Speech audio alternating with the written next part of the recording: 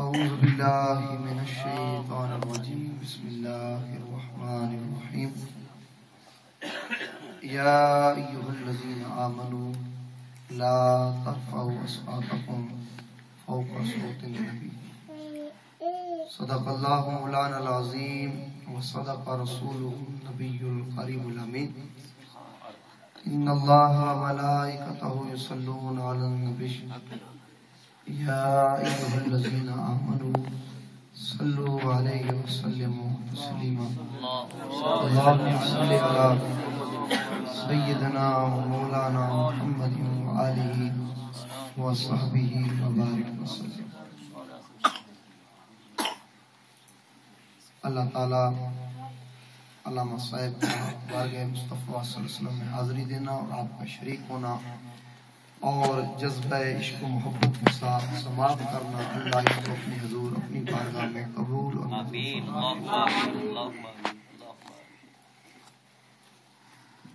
پچھلے چند دن پہلے ہمارے محلے میں محفل ہوئی تھی اور یہ محفل محلے والوں کی فرمائش پر رکھی گئی ہے. سبحان اللہ. اور محلے کے نوجوانوں نے موضوع میرے ذمہ لگایا، اس کے مطابق میں گفتگو کروں گا جو محلے کے نوجوانوں نے لگایا کہ کوئی درد بھرا موضوع ہونا چاہیے عشق مصطفیٰ صلی اللہ تعالی علیہ وسلم کے حوالے سے. تو ہم خوش ہوئے کہ نوجوان آج بھی آقا علیہ السلام کے عشق میں تڑپنے کے لیے تیار ہیں.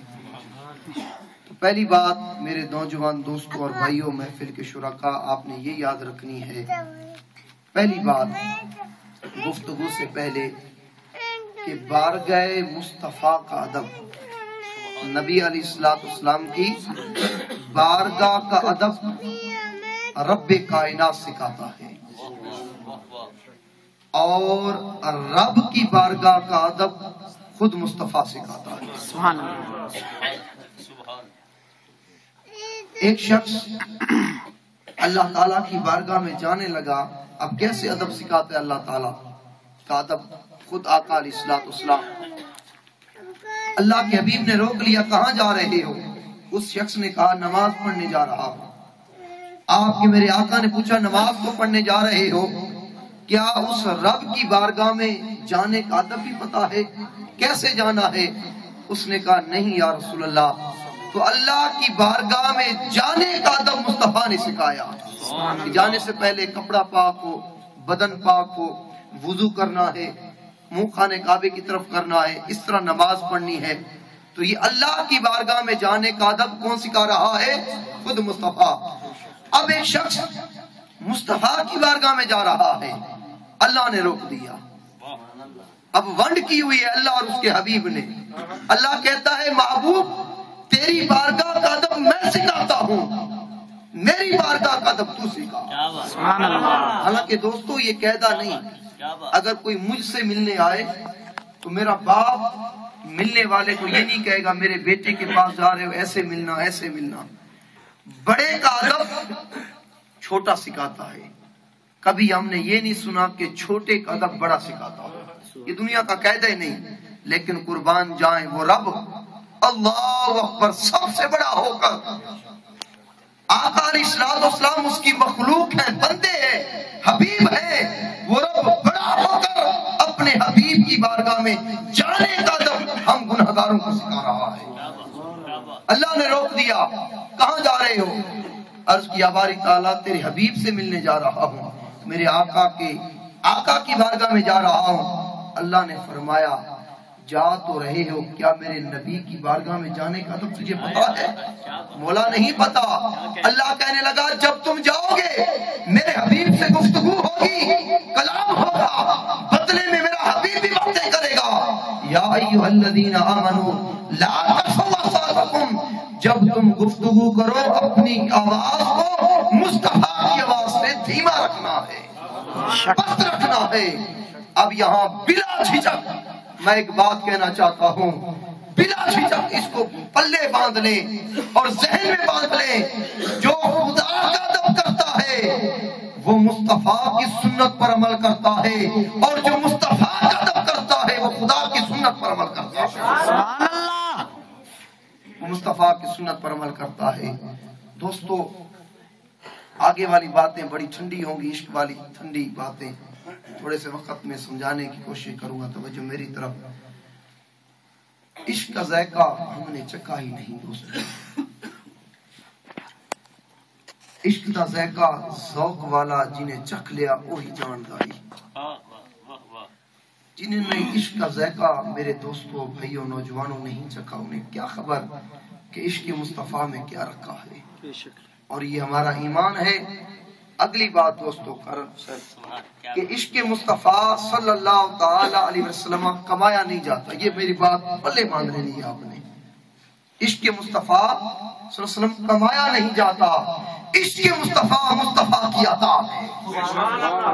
یہ ایسا کام نہیں کہ بندہ کہے میں محنت کروں مجھے عشق مل جائے، نہیں، محبوب کا جس پر کرم ہوتا ہے اسے اپنا درد عشق عطا کر دیتے ہیں۔ بتا کسے کرتے ہیں دوستو؟ جس کی زندگی میں مصطفیٰ کا ادب انتہا تک پہنچا ہوتا ہے، جو مصطفیٰ کا ادب کرتا ہے، تعظیم کرتا ہے، بدلے میں آقا اسے اپنا عشق کا درد عطا کر دیتے ہیں، اسے اپنا عاشق بنا دیتے ہیں۔ اور عشق مصطفیٰ کمایا نہیں جاتا، یہ بارگاہ مصطفی کی عطا ہے، میرے آقا کی عطا ہے۔ اور جب عشق ہو جاتا ہے دوستو، عشق کا نشہ ایسا نشہ ہے دوستو، خدا کی قسم، جب یہ نشہ چڑھتا ہے انسان کی زندگی سے دنیا کے سارے نشے اتر جاتے ہیں، اتر جاتے ہیں۔ ہمیں یہ چڑھا نہیں، حضرت فاطمہ الزہرا سے پوچھو، جب بابا جان کا عشق چڑھا آقا علیہ السلام کا، تو آقا کے وصال کے بعد ام المومنین حضرت فاطمہ الزہرا رضی اللہ تعالی عنہ نے ہنسنا چھوڑ دیا، مسکرانا چھوڑ دیا دوستو۔ جب عشق ہوتا ہے انسان مسکرانا چھوڑ دیتا ہے، راتوں کو سونا چھوڑ دیتا ہے، محبوب کی یاد میں پوری رات روتا رہتا ہے۔ اور فاطمہ الزہرا میرے آقا کے وصال کے بعد 6 مہینے زندہ رہی، اور بخاری شریف میں آپ کا قول آج بھی درج ہے، آپ کہتی تھی سبت علیہ نیالو، اگر جو مصیبت مجھ پر آئی ابا حضور کے بچھڑنے کی، اگر یہ مصیبت دن پر آ جاتی دن رات بن جاتا، رات پر آ جاتی رات دن بن جاتا، لیکن وہ میرا کلیجہ ہے کہ ابا حضور کے درد کو میں برداشت کر رہی ہوں۔ اسی درد میں آپ 6 ماہ زندہ رہی، آپ کا وصال ہو گیا۔ اور حضرت صدیق اکبر کے وصال کا کیا سبب بنا؟ صدیق اکبر کو کوئی بخار نہیں ہوا، کوئی بیماری نہیں ہوئی۔ امام حاکم المستدرک میں ایک ہی سبب نقل کرتے ہیں کہ صدیق اکبر کو موت کیسے آئی، فرماتے ہیں ما زال جسمہ حتی یجری ماتا، حدیث میں آتا ہے، حدیث پاک کے الفاظ ہیں، اب جب آقا علیہ السلام کا وصال ہوا، صدیق اکبر کا جسم برف کی طرح پگھلتا گیا، جس طرح موم بتی پگھلتی ہے، برف پگھلتی ہے، صدیق کا بدن عشق مصطفیٰ میں ایسے پگھلتا گیا، جدائی مصطفیٰ میں، غم مصطفیٰ میں، فراق مصطفیٰ میں، آقا کے عشق میں صدیق کا جسم برف کی طرح پگھلتا گیا، حتی ماتا، جب برف پگھل جاتی ہے آخر میں ختم ہو جاتی ہے، صدیق اکبر پگھلتے پگھلتے حتیٰ کہ آپ کو موت آ گئی۔ صدیق اکبر کی موت کا سبب دوستو ایک ہی بنا، مصطفیٰ کی جدائی، میرے آقا سے فراق۔ اور صدیق اکبر رضی اللہ تعالیٰ عنہ وہ عاشق رسول ہے، جب غار ثور میں جانے کا وقت آیا دوستو، تو صدیق اکبر میرے آقا کے ساتھ تھے اور پیادل سفر تھا۔ صدیق اکبر کی جب نگاہ میرے آقا کے قدموں پر پڑی، صدیق اکبر رک گئے اور رونے لگے۔ آقا نے فرمایا صدیق چل، پیچھے دشمن ہے۔ صدیق اکبر عرض کرنے لگے یا رسول اللہ ایک قدم بھی آگے میں نہیں چل سکتا۔ میرے آقا نے فرمایا صدیق کیوں نہیں چلتے؟ عرض کی یا رسول اللہ آپ کے قدموں سے خون نکل رہا ہے، آپ کے نالین پھٹ گئے یا رسول اللہ، اب میں ایک قدم بھی آگے نہیں چل سکتا، میرے ہوتے ہوئے آپ کے قدموں سے خون نکلے یا رسول اللہ۔ ارے دوستو یہ عشق کا جذبہ اپنے بیدار کرنا ہے نوجوانوں، جیسے اپنے بیٹے سے پیار کرتے ہو، بیٹے سے بڑھ کر کہیں سے زیادہ اس کملی والی سے پیار کرو۔ پھر در بدر کی ٹھوکریں نہیں کھانی پڑے گی. وہ کملی والے جب ہاتھ پکڑتے ہیں ہوتا بندہ زمین پر ہے, میرے آقا عرش پر پہنچا دیتے ہیں. سبحان اللہ, اسے عرش پر پہنچا دیتے ہیں. علامہ اقبال نے کلیت اقبال میں کہا تھا, اب شیروں کا وقت نہیں, ترجمہ سن لیں. اقبال کہتا ہے عشق مصطفیٰ وہ طاقت ہے جو لومڑی کو شیر بنا دیتی ہے, تنکے کو پہاڑ بنا دیتی ہے, بندے کو زمین سے آسمان تک پہنچا دیتی ہے. علامہ اقبال نے کہا وہ عشق ہے.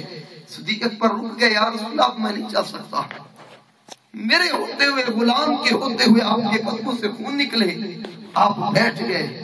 قربان صدیق تیرے کندھوں پر جس پر مصطفیٰ نے سواری کی, یا رسول اللہ میرے کندھے ہیں حاضر, اور کو کوئی سواری نہیں, میرے کندھوں پر سوار ہو جائیں. آقا تو جہاں صلی اللہ علیہ وسلم صدیق اکبر کے کندھوں پر سوار ہوئے. یہ واقعہ آپ نے سنا ہے. غار ثور میں گئے, وہاں ایک سانپ تھا. امام ابو نعیم حلیت الاولیاء میں لکھتے ہیں پوری رات وہ سانپ ڈنگ مارتا رہا. یا میں اپنے انداز میں تشریح کیا کرتا ہوں, سانپ بھی دیدار مصطفیٰ کے لیے مچل رہا تھا, اور صدیق نے میرا عشق یہ کہتا ہے زبان حال سے کہا ہوگا. یہ حدیث کے الفاظ نہیں, میرا عشق یہ کہتا ہے زبان حال سے کہا ہوگا, ایسا تو جس چہرے کو دیکھنا چاہتا ہے وہ چہرہ میری گود کے اندر ہے. سبحان اللہ, تو دیکھنا چاہتا ہے چہرہ میرے سامنے ہے. تو مجھے مار تو سکتا ہے, تجھے کیا خبر وہ محبوب میرے گود کے اندر آرام کر رہے ہیں.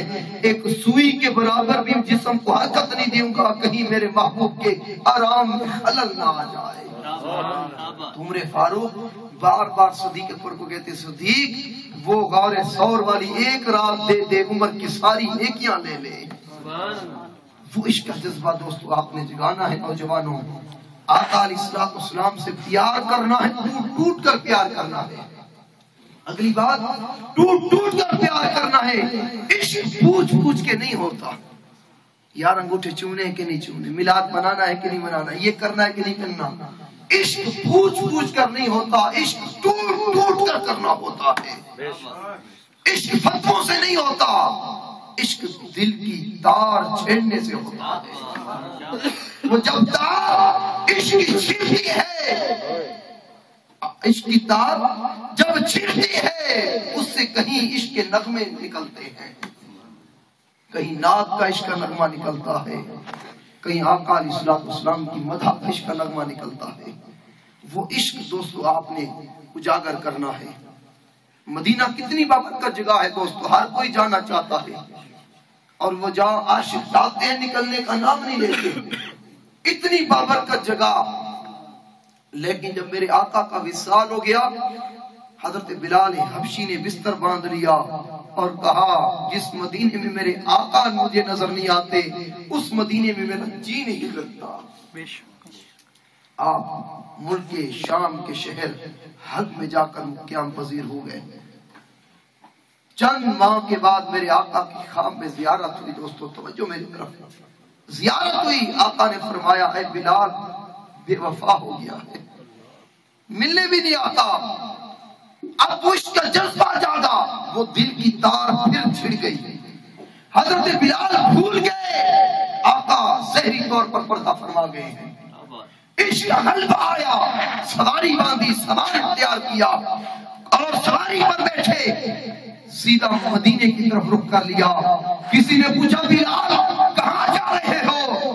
کہنے لگا محبوب نے بلایا ہے, محبوب سے ملنے جا رہا. مسجد نبی کے بہر سواری باندھی. آپ چشم تصور میں منظر لاؤ, کیسا تڑپے ہوں گے بلال عشق مصطفیٰ میں. دوستو کبھی مسجد نبی کے ایک کونے میں جاتے ہیں, آقا آپ نے بلایا ہے میں آیا ہوں, اب تو دیدار کروا لیجئے, اب تو ملاقات مجھ سے کر لیجئے. کبھی دوسرے کونے میں, کبھی تیسرے کونے میں, مجنو کی طرح حضرت بلال مسجد نبی کے کونے کونے میں جاتے ہیں اور منبر رسول کے پاس جاتے ہیں. اور حدیث کے الفاظ ہیں گلی میں جا کر ایک بچہ گزر رہا تھا, بچے کو رو کر بلال معصومانہ سوال کرتے ہیں, بچے تو نے میرے حبیب کو دیکھا ہے؟ بالآخر مدینے والوں کو خبر ہو گئی کہ بلال آیا ہے. انہوں نے کہا بلال تجھے خبر نہیں محبوب تو زہری طور پر چھوڑ کے گیا ہے. چیخ نکلی اور قبر انور کے پاس آ کر آپ نے زار قطار ہونا شروع کر دیا. اہل مدینہ کو خبر ہو گئی کہ بلال آ گیا ہے. سارے اہل مدینہ آئے اور کہنے لگے یا بلالو انی نفسہ نفسہ وازانوں کا الذی تؤذن لرسول اللہ فی المسجد.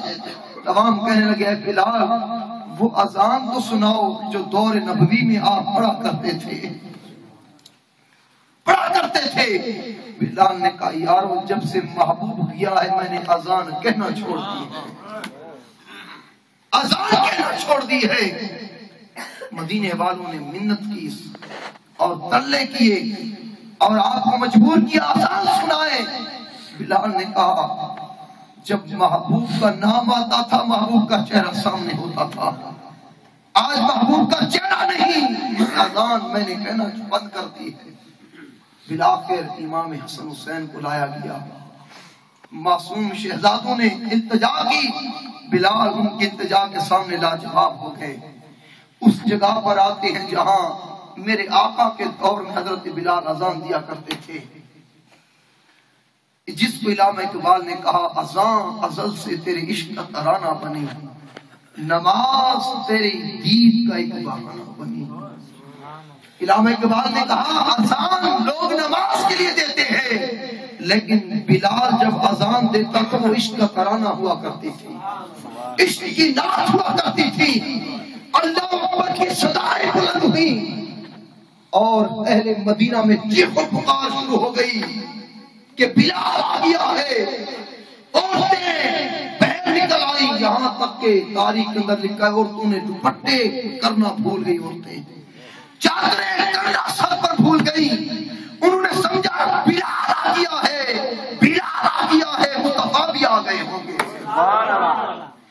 جس طرح طاقت تھا اذان کے اندر، جس طرح عشق کی اذان تھی، انہوں نے سمجھا یہ وہی اذان ہے جو بلال مصطفیٰ کے سامنے پڑھا کرتا تھا.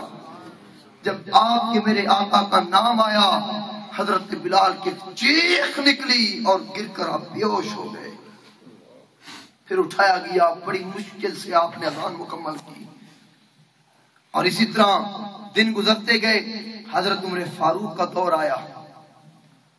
آپ کو پتہ لگا کہ ملک شام فتح کرنے کے لیے عمر فاروق آئے ہوئے ہیں. حضرت بلال عمر فاروق سے ملنے کے لیے گئے. ظہر کی نماز پڑھ کے گئے، عصر کی نماز کے ٹائم وہاں پہنچے. ملاقات عمر فاروق سے. عمر فاروق نے ملاقات کی. چند صحابہ عمر فاروق کے پاس آئے اور کہنے لگے اے عمر بلال آ گیا ہے، نماز کا وقت بھی ہو گیا ہے، بلال کو آپ کہیں اذان سنائیں. اور عمر فاروق کا بلال حبشی بڑا ادب کرتے تھے دوستوں. جب عمر فاروق نے حکم دیا بلال حبشی لاجواب ہو گئے، خاموش ہو گئے اور ایک بلند ٹیلے پر کھڑے ہو کر آپ نے اذان کہی. اب یہ روایات میں آئے دوستوں، جب اذان شروع کی تمام صحابہ کی آنکھوں سے آنسو جاری تھے، آنسو جاری تھے. اور جب میرے آقا کا نام آیا تمام صحابہ مچلنے لگے. جیسے پانی سے مچھلی کو بہر پھینکو، پانی کے بغیر مچھلی کیسے تڑپتی ہے، صحابہ عشق کے رسول میں ایسے تڑپ رہے تھے. اور حدیث اور تاریخ میں آتا ہے صحابہ ایک دوسرے پر اپنے آپ کو پھینک رہے تھے. اور ایسے لگتا تھا کہ آج عشق رسول میں، غم رسول میں، محبت رسول میں صحابہ کے کلیجے زبان سے نکل آئیں گے. اتنی زار و قطع سے رونے لگے. ادھر عشق کی اذان جاری تھی اور روایات میں آتا ہے، تاریخ کے اندر یہ الفاظ درج ہے، صحابہ نے آنکھیں بند کر لی. ہر کوئی مدینے پہنچ گیا اور چشم تصور میں کرنے لگا، آنکھوں کے سامنے یہ منظر لانے لگا. جب آقا علیہ السلام ہمارے ساتھ موجود ہوتے تھے، آقا جب ہمارے اندر موجود ہوتے تھے ظاہری طور پر، بلال جب اذان دیتا تھا ایک صحابی سوچنے لگا محبوب اس وقت کیسے وضو کر رہا ہوتے تھے میرے آقا. چشم تصور میں ایک صحابی نے یہ سوچا آقا اس وقت کیسے مسجد میں داخل ہوتے تھے. نماز کے انتظار میں آقا مسجد میں کیسے ٹہلتے تھے اور بلال حبشی کی اذان کا جواب آقا کیسے دیتے تھے.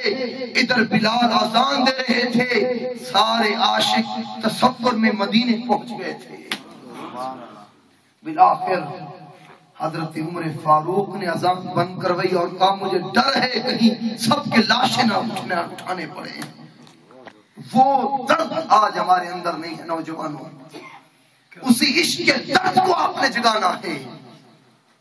وہ محبت جب جاگتی ہے پھر انسان ہر چیز کی پرواہ کیے بغیر، ہر دانوں کی پرواہ کیے بغیر، ہر لوگوں کی باتوں کی پرواہ کیے بغیر عاشق محبوب کی رضا کو دیکھتا ہے، محبوب کی مسکراہٹ کو دیکھتا ہے کہ اس عمل سے میرا حبیب راضی ہے کہ نہیں راضی.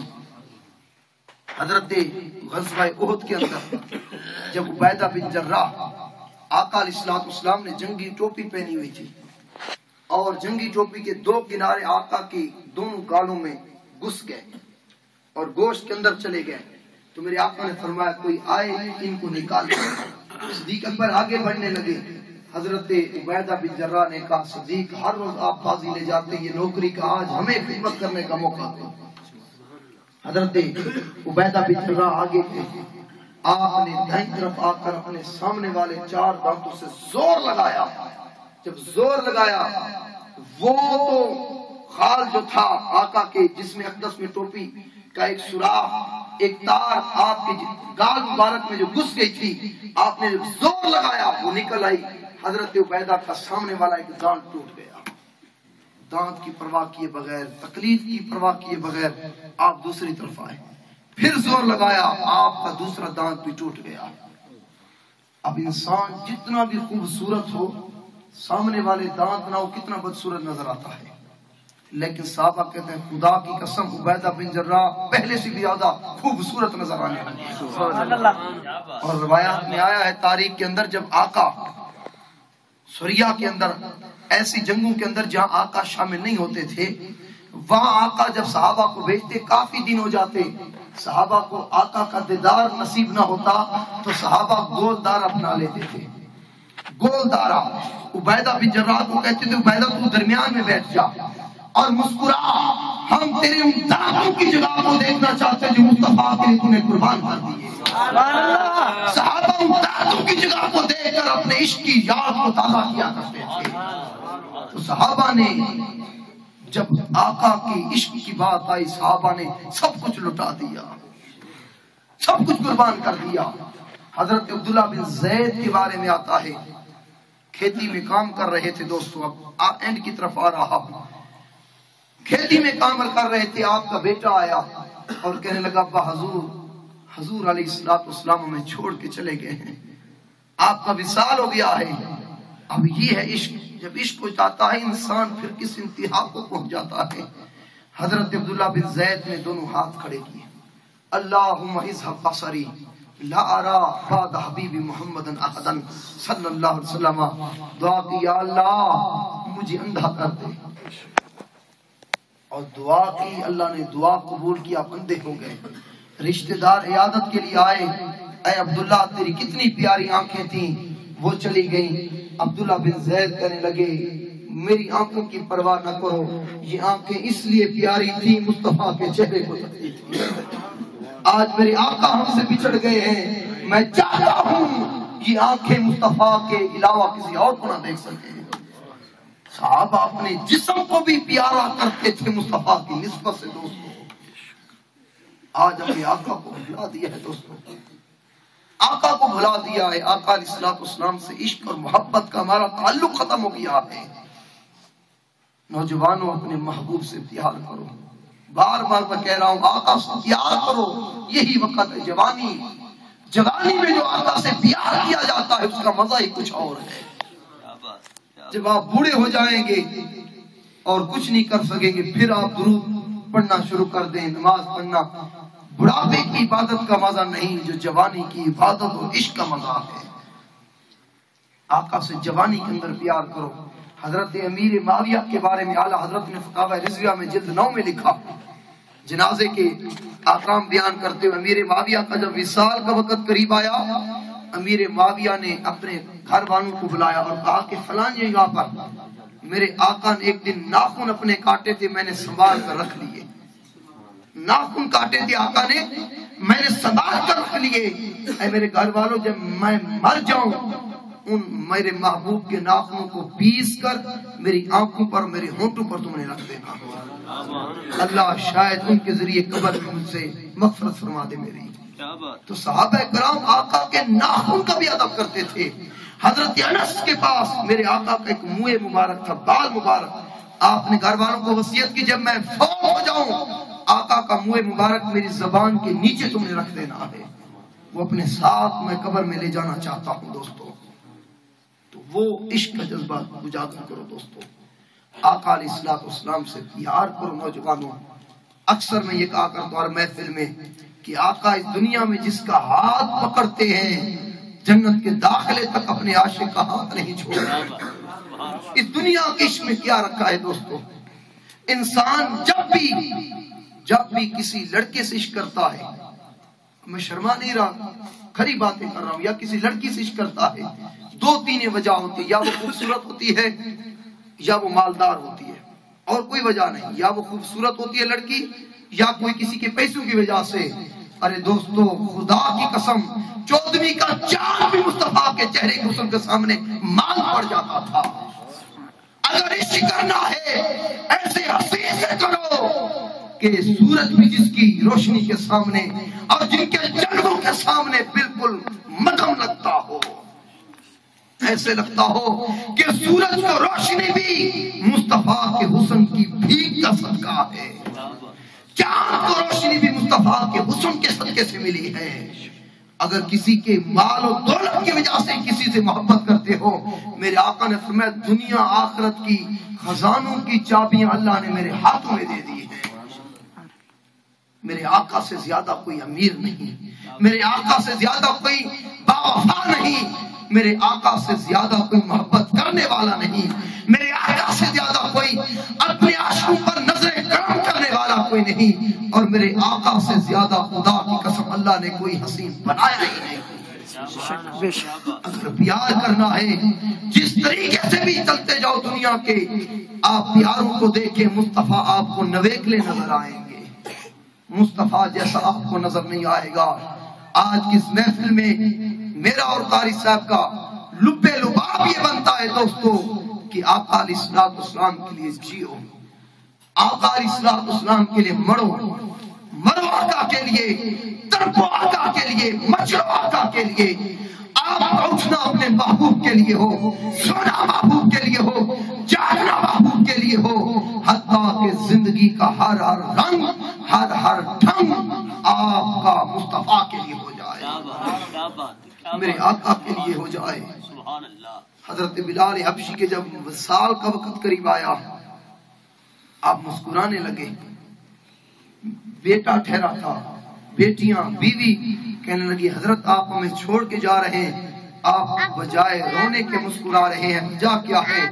حضرت بلال نے کہا مسکرا اس لیے رہا ہوں اب موت آنے والی ہے، برسوں سے محبوب سے بچھڑا تھا، آج قبر میں آقا کا دیدار ہونے والا ہے۔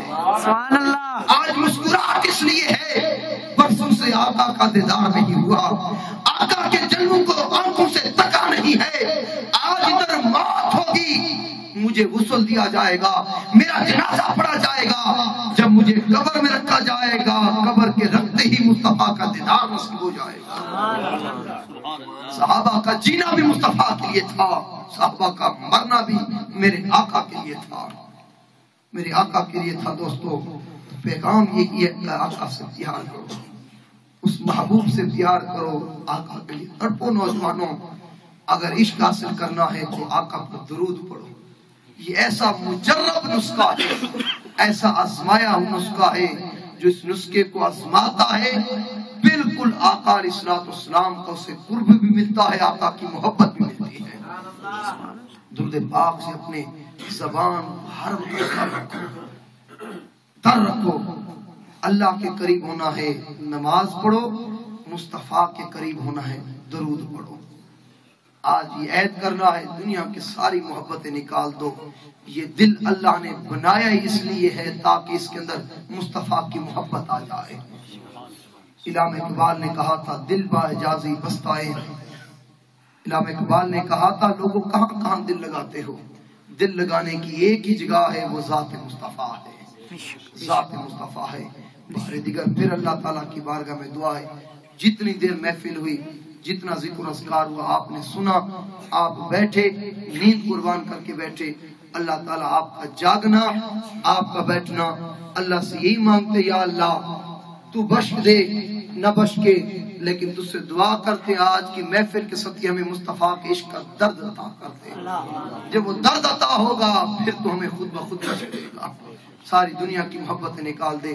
اب ادب کے ساتھ ہاتھ باندھ کر کھڑے ہونا ہے، آقا پر جھوم جھوم کر درود و سلام پڑھنا ہے.